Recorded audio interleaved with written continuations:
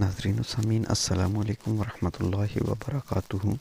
آج ہم آپ کو ایک چھوٹا سا عمل بتائیں گے جو کہ رمضان المبارک میں کرنا بہت ہی ضروری ہے۔ اس عمل کے کرنے کے بعد آپ انشاءاللہ تعالی دلی سکون اور اطمینان محسوس کریں گے۔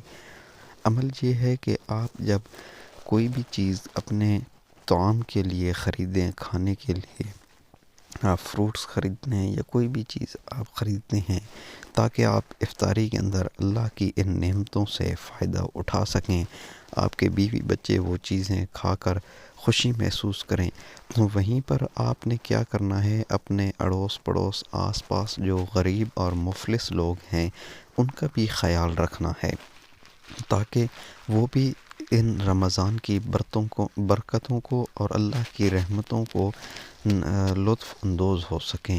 آپ نے تھوڑا بہت، زیادہ نہیں لیکن تھوڑا بہت ان کے لیے بھی کوئی نہ کوئی چیز خرید لینی ہے تاکہ وہ بھی افطاری کے وقت خوش ہوں اور دلی طور پر آپ کے لیے وہ دعا کریں اور اللہ رب العزت ان کی دعاؤں کو سن کر آپ کے سکون اور اطمینان میں اضافہ فرما دے۔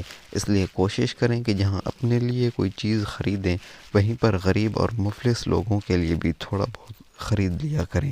اللہ قبول فرمائے۔